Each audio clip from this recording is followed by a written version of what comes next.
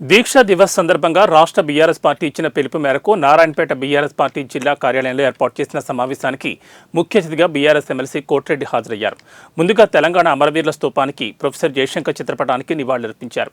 తెలంగాణ తల్లి విగ్రహానికి పూలమాలలు వేసి అనంతరం కేసీఆర్ చిత్రపటానికి పాలాభిషేకం నిర్వహించారు. ఈ సందర్భంగా ఎమ్మెల్సీ కోటిరెడ్డి మాట్లాడుతూ కేసీఆర్ పోరాటంతోనే తెలంగాణ సాధించామని, సీఎం రేవంత్ రెడ్డి కాంగ్రెస్ హామీలను ఎప్పుడు అమలు చేస్తారని నిలదీశారు. జై తెలంగాణ జై తెలంగాణ రామ్మోహన్ రెడ్డి గారి నాయకత్వం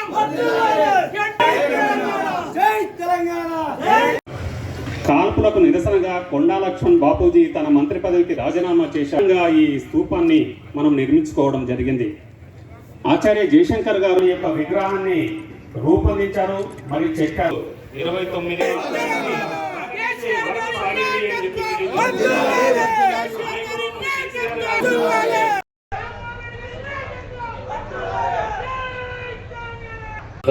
సాధించుకున్నది. ఒక్కొక్క రంగాన్ని మనం నిశ్చయంగా పరిశీలిస్తే ఆనాడు తెలంగాణ వ్యవసాయ రంగం, తెలంగాణ రాష్ట్రం, తెలంగాణ ప్రాంతం ప్రత్యేకంగా రాకముందు తెలంగాణ వ్యవసాయ రంగం పరిస్థితి ఏముండే? మహబూబ్ నగర్లో ఉన్నటువంటి నీటిపారుదల ప్రాజెక్టుల సంగతి ఏంది? ఇక్కడ ఉన్నటువంటి జనవరులను ఏ మేరకు వాడుకోగలిగినాం? అవి అవునన్నా కాదన్నా 170-75% వ్యవసాయ రంగం మీద ఆధారపడినటువంటి ప్రాంతం ఈ తెలంగాణ రాష్ట్రం.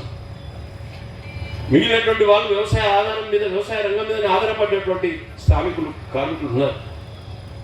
మరి అటువంటి వ్యవసాయ రంగాన్ని తీర్చిదిద్దితే 75% తెలంగాణ ప్రాంతానికి న్యాయం చేసిన వాళ్ళం అవుతామని చెప్పి అధికారులు రాగానే మొట్టమొదటి వ్యవసాయ రంగాన్ని బలోపేతం చేయడానికి కార్యాచరణ మొదలుపెట్టారు. 24 గంటల నిరంతర విద్యుత్ వ్యవసాయ రంగానికి అందించినాడు. భారతదేశంలో ఎక్కడ 24 గంటల నిరంతర విద్యుత్, ఉచిత విద్యుత్ లేదు.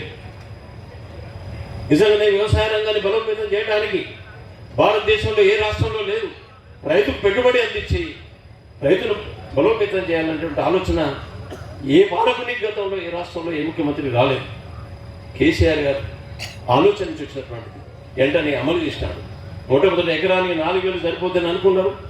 కానీ మళ్ళా వివిధ ప్రతినిధులతో వచ్చినటువంటి సమాచారం మేరకు ఎకరానికి 5,000 చేసినాడు. సంవత్సరానికి ఒక ఎకరానికి 10,000 అందించి వ్యవసాయ రంగాన్ని కాపాడినాడు. రైతుకు ఆపద్బాంధవ